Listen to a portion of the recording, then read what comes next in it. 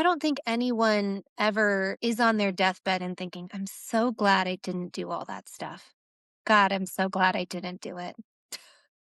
I'm so Right. much happier that I didn't do anything in my life. It was really safe, and I'm so happy I did nothing. It's the big, scary things that you do that make life worth living.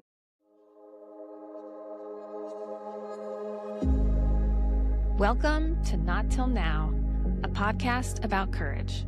I'm your host, Brit Stueven. Season 1 features conversations with performers and collaborators from the debut live show on January 28th, a night where firsts took the stage. In these chats, we'll talk about fear, the creative process, and what happens after you say yes to something you've never done before. Here we go. Hi, welcome. Today's guest is a special one because she's a very dear friend. Kaitlin Schmidt is someone I've known since high school, when I used to gather girls in my basement, make them dress up in funny clothes, host fake talk shows and dance routines, and videotape all of it.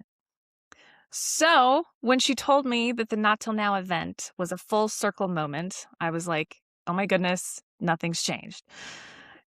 Kaitlin is a teacher, an artist, a mom of two, and someone I've been trying to convince to do stand-up for years. She finally said yes, wrote what might be the longest joke document in history, and stepped onto that stage for the very first time. Kaitlin, I'm so happy you're here. Thank you for having me. Yay. All right, so let's go back to high school.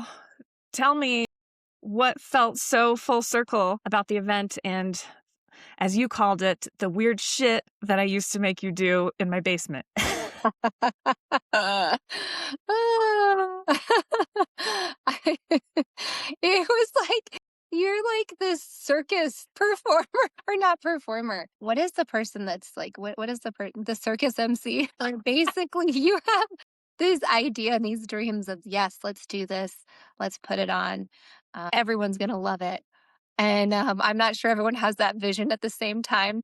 But we would all get together. And the thing was, you're so good about pumping people up, and you've always believed in them, like way more than they believe in themselves. And so you would just get us so we're like, yeah, okay, yeah. And you'd pump us up. And we say, sure. What are we doing? And then we would be doing some dancing and you'd be videotaping it. And it was like, what are we doing? With the huge camcorder from the 90s that was this big, and we'd put it on the bar stool. And yeah, I'd get out all my grandma's clothes, my mom's old clothes, my grandma's And wigs. wigs. Wigs. We wore wigs too. Yes. Yeah, I'm surprised that you even still talk to me. I mean, that you even kept coming over too. I mean, What but did it was you do with all those videos, by the way? they're in a box. We've got VHS tapes in a dusty box, My and gosh. we'll have to watch some of those sometime. Yeah. So that was just really it was just so funny to think like, holy cow, this is kind of like a dressed up version of that. But okay, so I have been asking you to do stand-up comedy at Moms on the Mic for I think since I started it. You've been like, "No, I don't know." And I'm curious. I can't remember what was behind the resistance. What was keeping you from doing it? I think because public speaking has always been like a little bit, well, like frightening for me. And I've also noticed that like I have such reactive skin. It betrays me in all the worst ways. So I'll be somewhere, I'm feeling great, something will happen, and I will flush and I'm like, great, great. And maybe it's like back to school night and I'm suddenly cherry red. My ears are so red, they're like purple. And I think I've always just thought I can't do this. There's no way I could talk in front of adults. I would it would be like I don't know. I've just thought there's no way nobody's going to think it's funny. And I think it's the fear of failure, obviously, but it's also just fear that like my body's going to betray me when I get on stage. And surprisingly, it didn't. I was very shocked that it did not. It felt different than every other public speaking thing I've done, you know? Mm.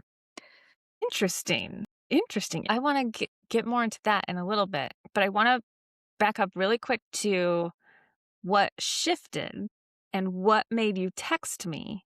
And but before we get to that, I need to tell everyone what I was doing when you texted me. So Ji Woo and I were walking into King Soopers, and he tells me we're like in the crosswalk, walking into the store, and he's slowly waddling, and he goes, "Mom, I just pooped myself." And at that exact moment, I looked down and I had a text from you that said, "Hey, are there going to be stand-up comedians in your next event?" And my joke to you was that I almost shat myself because I was so excited that you were actually considering this. And we never talked about what shifted. What made you ask me? You know what? It was also a time I probably shouldn't have been texting, but I was driving and I was driving with my kids and it was really weird. We were driving to Greeley to go visit Brian's like 99-year-old grandmother. And we're just driving along. And it was such a weird moment where I just decided, I said, you know what? I had almost this like intuition that I should do it and it was going to be okay. I'm like, I think I should do that. I should. I suddenly had, I think, kind of like a rolling monologue going in my head while I was like just in the zone driving. And I was like, that's funny. That's also funny. Yes. And then I just thought, you know what?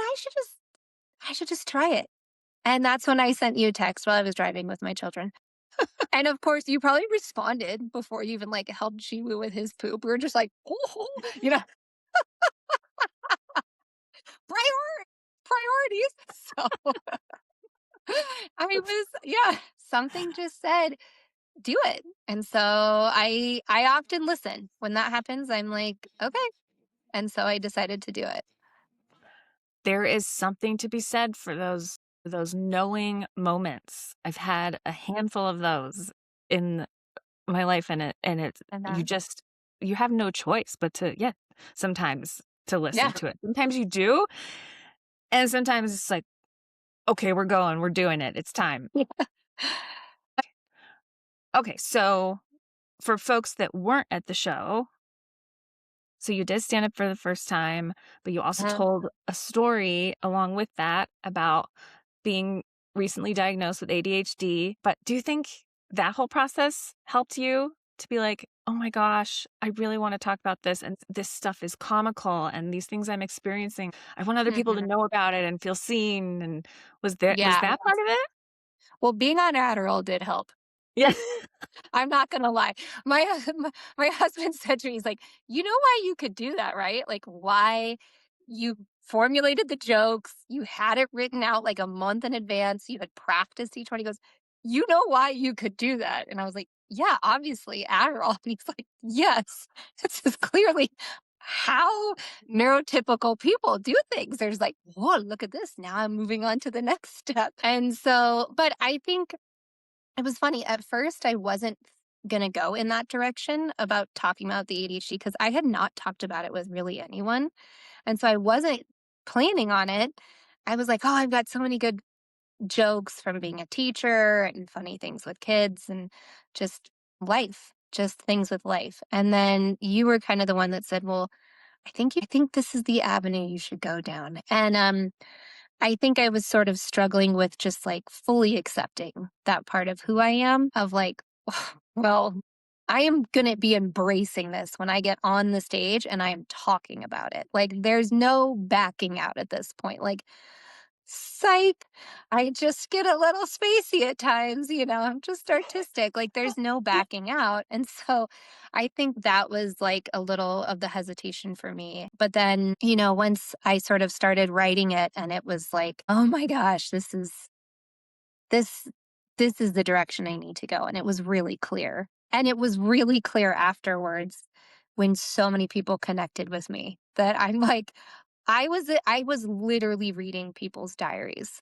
up there on stage. They were like, "How do you know this about me?" Like, they were They felt seen, they felt heard. And Brian said the people with ADHD were laughing the hardest.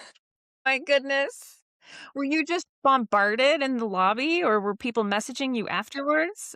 Yeah, bombarded and everyone wanted to tell me when they were diagnosed later in life. You know, people were Or like, 52, I was 52, you know. Or someone came up and they're like, I was a teacher for a year. It's like, okay.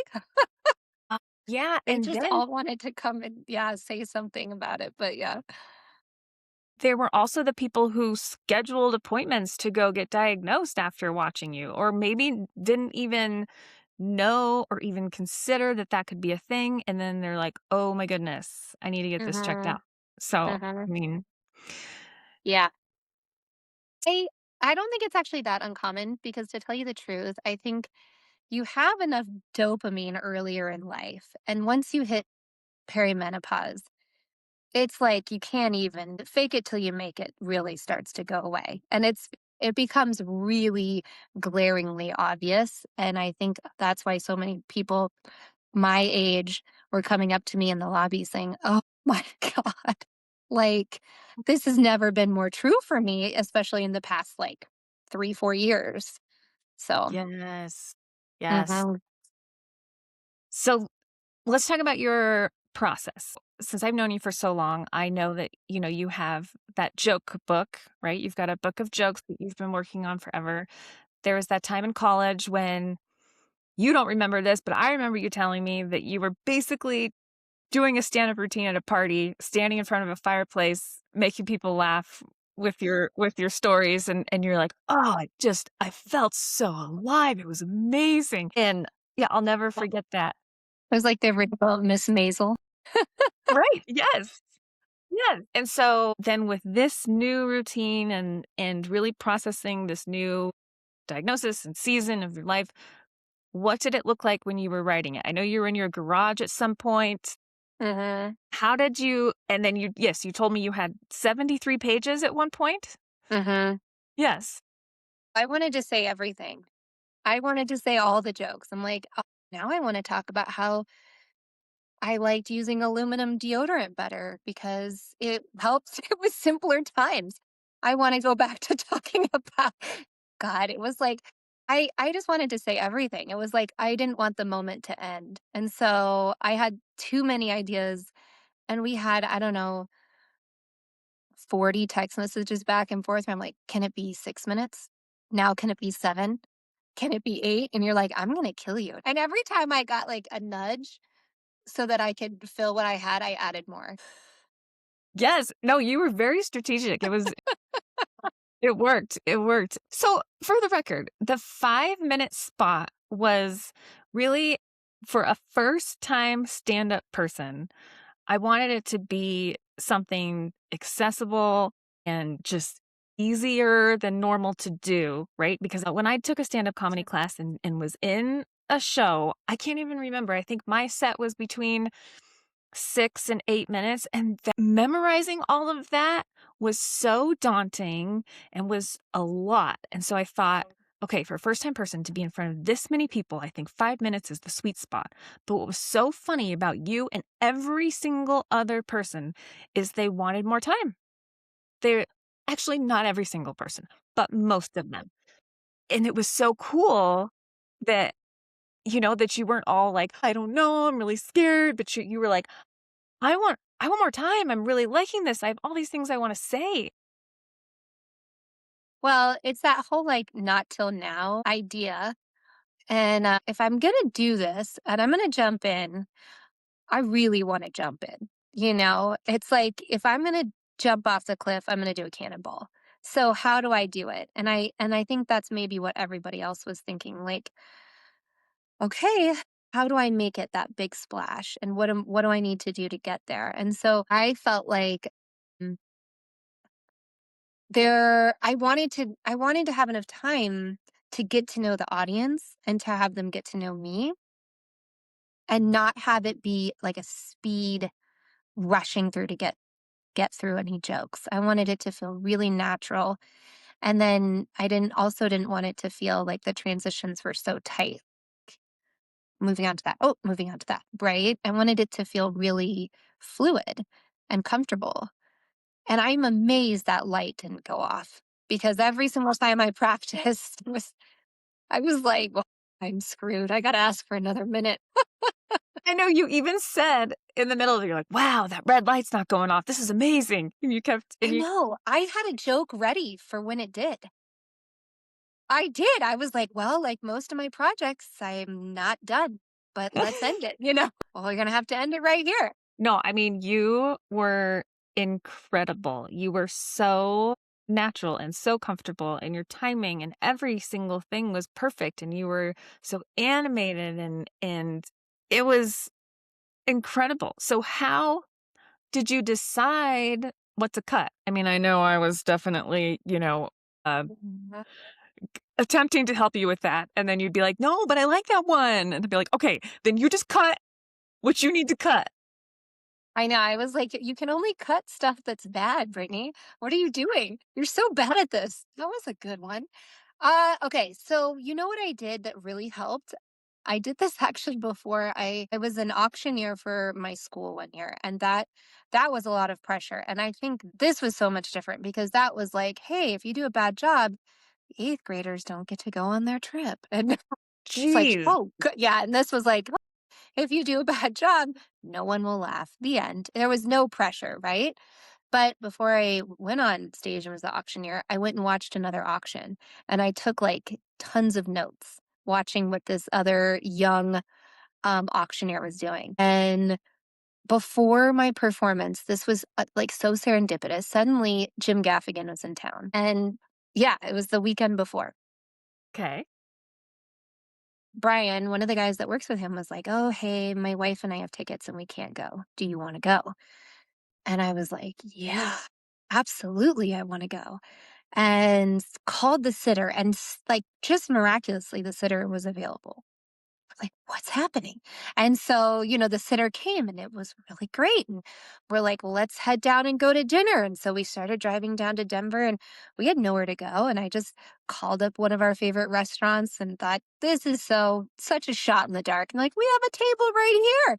Can you get here at 6? I'm like, Stop. yes. We can. And so we did. Yeah, it was so serendipitous, even down to the point where we go and sit down and our seats were in the middle row. It's lovely. And right before the show starts, I go, oh my God, we're in the wrong seats. Like, these are not our seats. And Brian and I look at each other like, fuck, the second they come and the show starts, if someone comes down, we're going to have to move. And we look over to see our seats are probably down there. Well, the row's full. And we thought, we're just going to stay here. These seats are better. And it was so serendipitous. Nobody came. It was the night that it snowed in Denver and nobody came. And it was so weird. But I listened to Jim Gaffigan with this like research ear of how does he do it? And then I came home and I just like chopped away at stuff and thought, no, that's not what it needs to happen. It needs to be this. It needs to be that. It needs to be this. And it was really easy after I saw him to figure out what needed to stay and what needed to go. That's incredible. It's so meant to be. Holy cow. Yeah. So you still have your 73-page document, though, correct? I think we talked about how whatever came out of you, don't get rid of it, don't delete it, keep it for another Mm-hmm. time or another thing. So you still have everything? Mm-hmm. Okay, good. Good. Because I think you will be performing again. So I don't know. Where? Who's my agent? there's there are places, and I am going to get you into those places and connect you with those places because and even in Boulder, Okay. I think you should definitely take a class with Zoe Rogers, the one that I did. I think that would be awesome. And she's so well connected. And after people go through her class and perform, she's often being contacted by other comedians who are saying, hey, do you have someone who could open for me? Or hey, they're always, looking for new talent. Gosh. So So people reached out to me on Facebook actually from maybe some of your posts, people reached out and said the same thing, like, where are you going to perform next? And I don't know if that's the goal right now. It was really interesting because I felt so strongly that I needed to do it, but I don't necessarily feel so strongly that I want to jump into the open mics at like 10 p.m. on a Wednesday at certain clubs. Yeah. Right? No. Like, is there a happy hour open mic that I could do? Right? I Yeah. know. That's exactly the reason why I'm not pursuing it anymore. At first I really wanted to. I was like, this is really fun. I want to really get into this. And then reality set in and I'm like, oh, I have a Mhm. 7-year-old and I like to go to bed at 9 and I'm Yeah. sober and, Yeah. I want to be present with my family. So, But there's definitely, I mean, Sunday nights, I think it starts at 6 or 7. There's a women's open mic every first Sunday or something. And just like occasionally, I think it would be really cool. And I don't know, I could see you and I in our, post-menopausal years getting on some stages with Moms Unhinged, I think perhaps. we should wear wigs. Yeah, let's do it. But so speaking of being funny, it just kills me that your text to me before the show was, no, I don't think it's going to be funny. It's going to be more of like a storytelling thing. And that's okay. And that's okay. I'm at peace with that. And then you Oh, get up yeah. and you kill it. You absolutely killed it. What on earth was making you think that you weren't going to be funny? I think it was the part of the ADHD cycle of the spiraling. That was Right? spiraling. I'm like, "Okay, can I back out? Probably not." I just need her to know that this might suck. I'm not delusional. It's probably not good. I mean, it was such an experience that I feel like so many people probably exited the stage and they're on this like adrenaline rush from just doing that scary thing. But then when you go to think back on it and you think, what happened? So many people feel like they black out on stage. Like, what was going on? Was it that good? Like, I don't No, know. It's interesting. you are not alone in that feeling. Even Liz, her husband videoed on his phone and Uh-huh. she did not know how she did, right? And then she watched the video and she's like, wow, I really did pause where I wanted to. That was incredible. There were a number of folks, including me, who could barely sleep that night. I don't know if you could sleep. My brain was just going. And of course, going back, questioning, no, like, Yeah. why did I say that? Why didn't I say that? And how did that look? Uh-huh.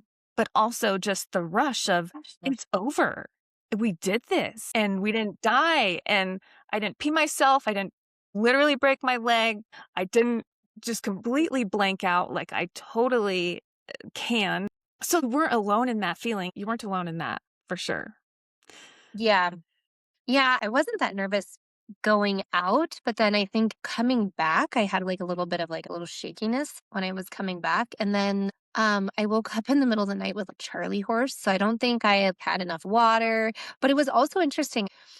Adrenaline has that sort of same feeling as like you finish a race.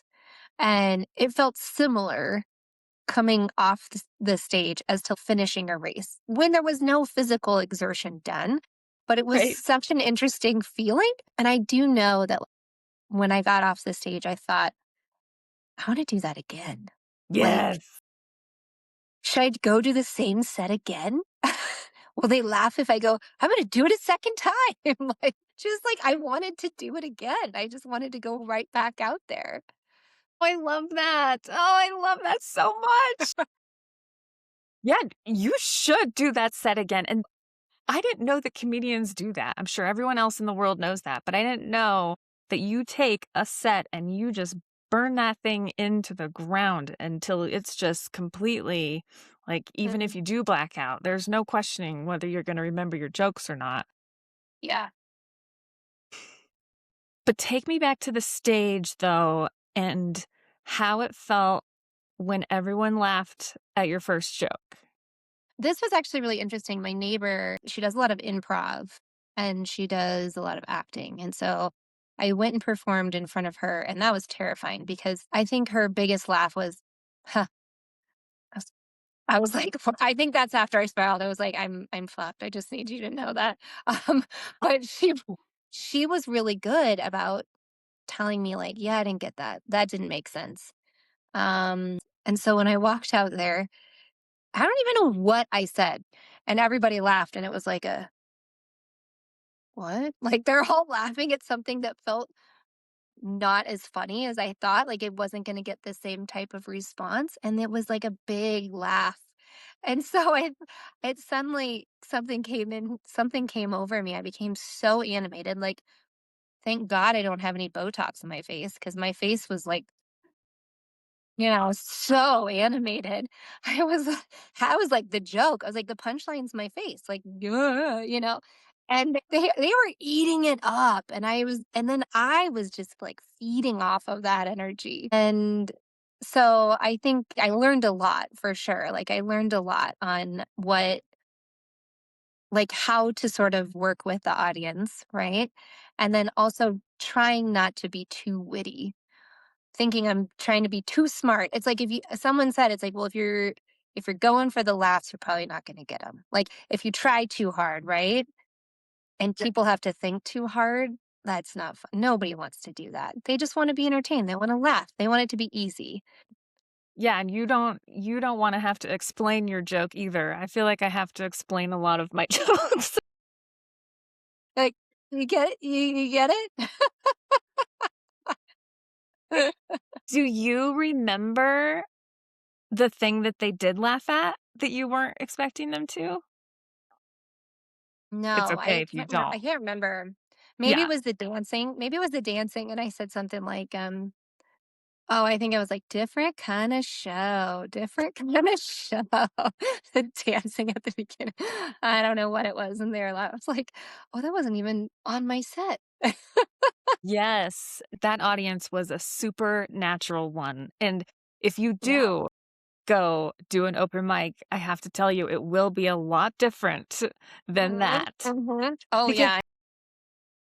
yeah, because most people who are there are practicing their own material, and they're just going over in their own heads about it, and it's interesting. Or with the open mics, though, because I think I did 3 different ones before mine, and we would come to class, and we would have a joke, and we'd have a few different ways to say it, and Zoe would say, "Well, try that joke at an open mic, and then try the other joke at another one and see how it falls." And it's hard to gauge sometimes because certain crowds are super warm and some are super cold, and you just never really know what you're gonna get. But I think every single person in that room, which made it so cool for a first, every single person there chose to be there. They were excited for the performers. They were ready to cheer people on. But I'm not saying by any means that you got pity laughs or anything like that, because they were loving you. And it's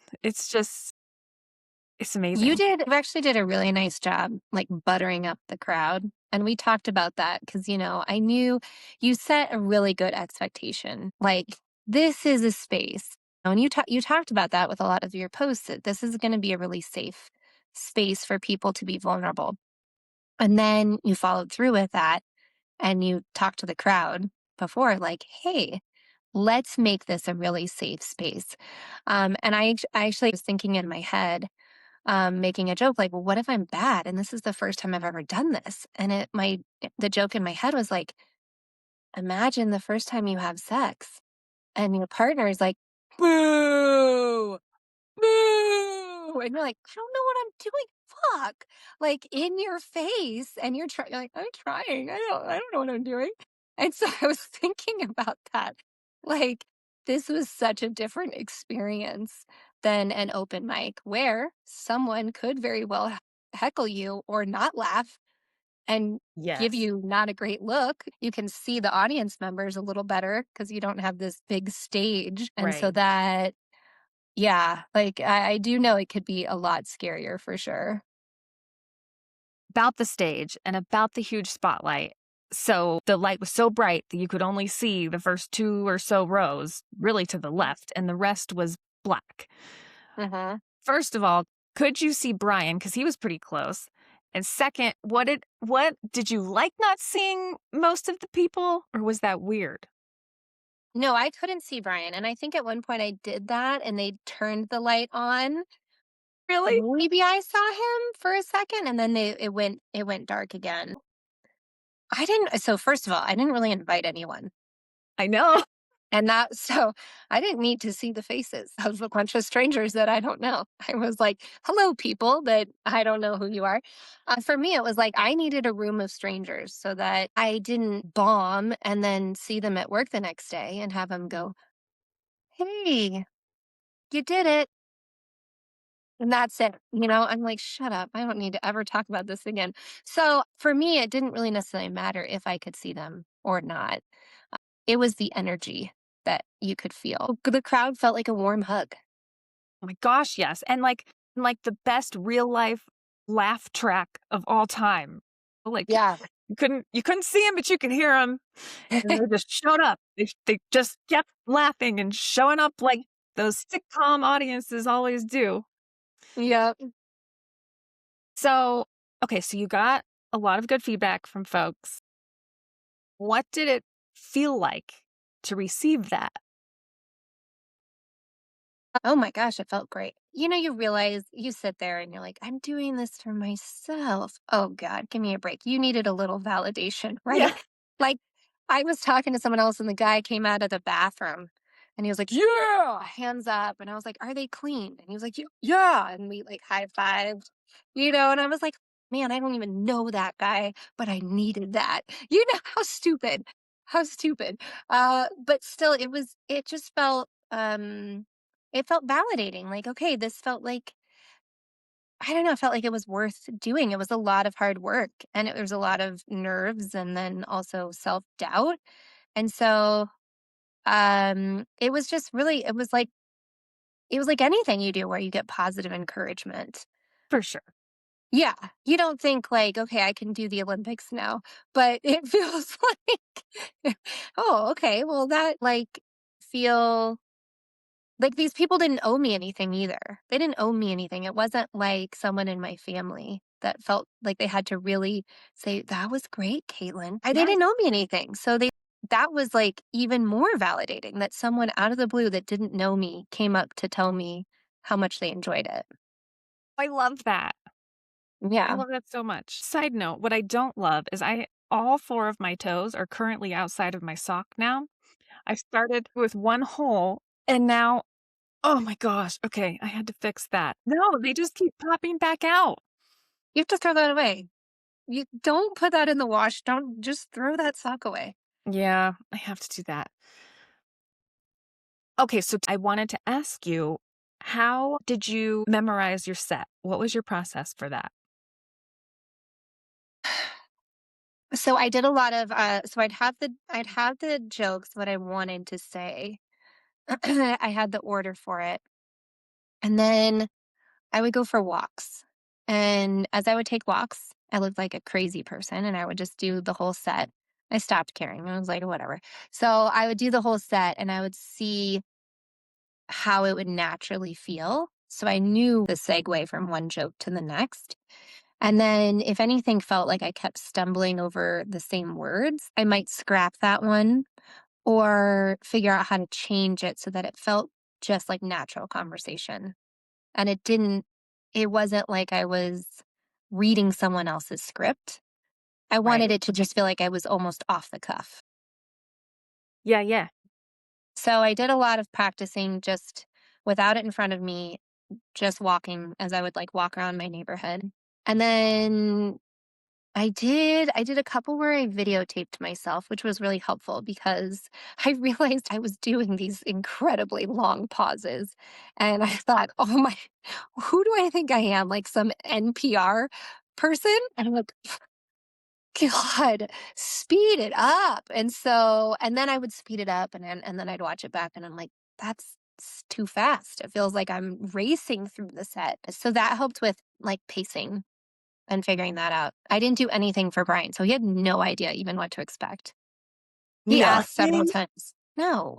He'd asked several times. He's like, "All right, let's do it for me." I'm like, "No." And I think because, he knows me best. And towards the end, he was asking me to do it. And I also thought, I'm getting so close, I can't make changes. And I was nervous that if he was going to say, "Well, that's horrible," that I'd have to just like scrap it or something. And so I I didn't wanna do anything for him, and he told me, he said, "Yeah, you did better than I thought you." He's a very harsh critic. He will tell me the truth no matter what, and so he was like, "Out of 10, I'd say you're like a 6.5. That was great." Yeah, yeah. That was a good score for me from him. He's really harsh. He's like in the Olympics, I know. I, like, had my foot out at one point, like, "Oh, no, poor form." But yeah, no, just kidding. You know? Too big of a Oh, splash. man, I give you a 10.5 out of My 10. gosh. I That's because you do. were also running on adrenaline. You're like, "Everything's great." You were also on drugs with me. Woo! Like, no. No, I honestly at one moment was like, this is why so many people in show business get into cocaine because Yep.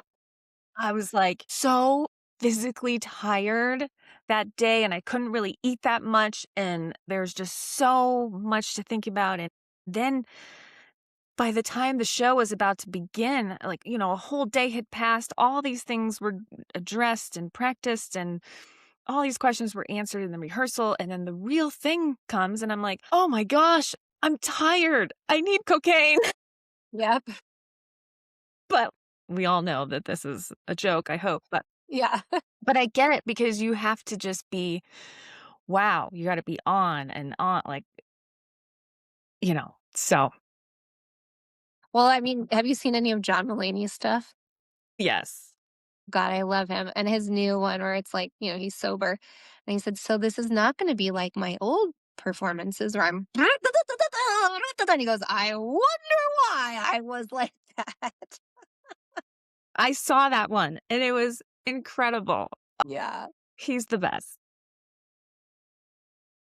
So now that this is behind you, does anything feel less scary?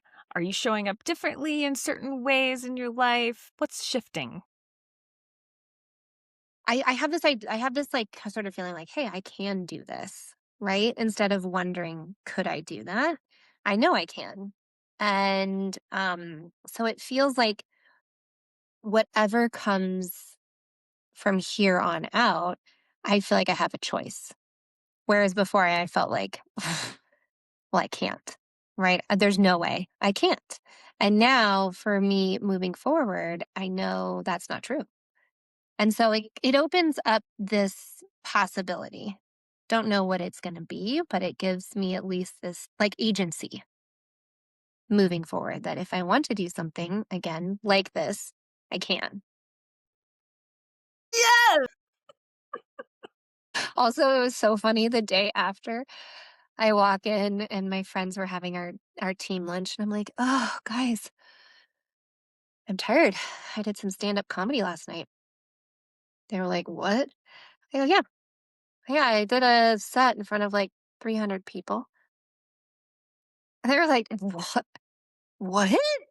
Why didn't you tell us?" I go, "Oh, I didn't tell anyone. I, I didn't tell anyone." They're like, "What else do you do that you don't tell us about?" Yeah. I'm like, "Oh, I'm on OnlyFans." I'm just, no, I'm not. Did you tell your parents? Yeah. So my parents, they babysat and they felt this. So the most hilarious part was when, so someone who was, there to see Ed, her name was Liz. Her maiden name is Fitzgerald. And so funny, she saw Ed when we walked out for the intermission and she was congratulating him. And then she turned to me and said, "Oh my gosh, you were so funny. Where else do you perform? Like, oh my gosh, you were so funny." And she shakes my hand and she goes, "My name's Liz. I think Kane. My name's Liz Kane." And I looked at her and I was like, "Liz Fitzgerald?" And she goes, "What?" And I'm like, we grew up together. Like, we went to Catholic school together." And she goes, "What?" I'm like, "I'm Kaitlin Schroeder, you know?" And she goes, "Oh my God." And she's like, "Dad, get over here. It's Kaitlin Schroeder. This is Kaitlin Schroeder." And then her stepmom, Libby. And they come over and they're like, "Oh my gosh, you were so funny. Where are your folks? Where are your folks at? Where are they?" Yeah. And I was like, "They're not here. Can you tell them I did a good job, though? Can you text them and say, Caitlin was great? Sorry you missed it?" And so I told my mom, and she's like, "Caitlin, what? I'm really going to feel like we missed out. Like, why didn't you tell us about this?" And I did tell her, I said, "I'm sorry. This had to be my experience that wasn't like, let me bring my family to it. It had to be something for just me." And so there were a couple people I knew in the audience. And then, of course, Katie and Andy and Megan came. Yes. But I think they just came and didn't even really tell, because I told them and they said, "Well, can we come?" And I said, "I don't know." And then they bought tickets anyway. So they just went ahead and did it. I love that. I But love yeah, my parents are excited for the video. And my Yeah. mom asked if I made fun of them, and I said only my mother-in-law. Good, yep. Only her. That was good. She gave you some good material there She in the always home does. stretch. Yep, she She always does. But there is something to be said, though, for that anonymity thing, you know? Like, Yes. it's often Yeah. easier to post something on social media than it is to say to your parents' face, you know? Oh, yeah. To Oh, just yeah. push something out into the abyss, and, of course, on social media, you can see people's responses and things, but there's in the moment, it's a lot easier to just have that distance, and you weren't the only one who brought maybe 1 to 4 people because it's a big deal, and it's so funny, and it was probably harder for you to perform for your one friend than it was the whole room of people because that that intimacy is just it just Mm, makes it's tough.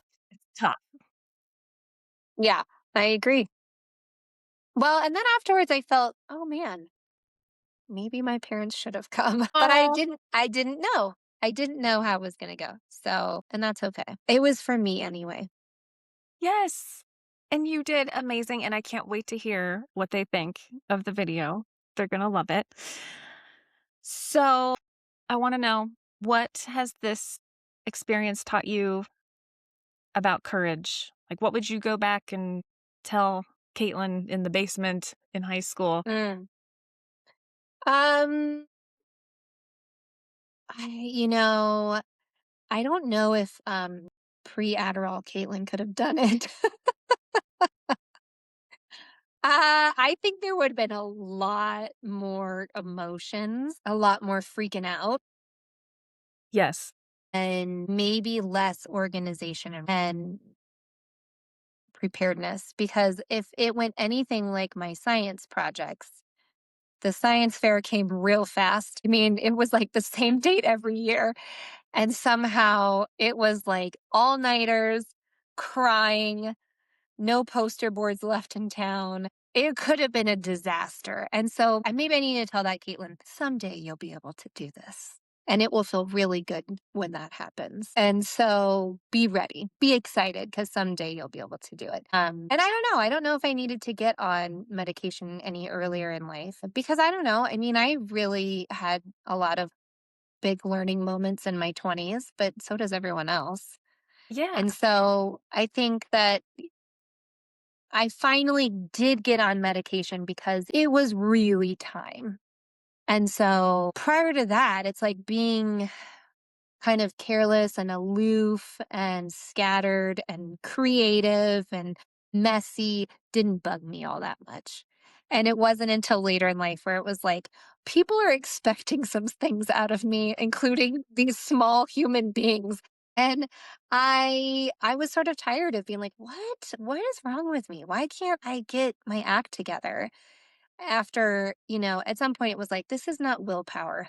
This isn't just willpower anymore. Willpower, diet, sleep, exercise. I did all of that. And so I don't think it was about courage.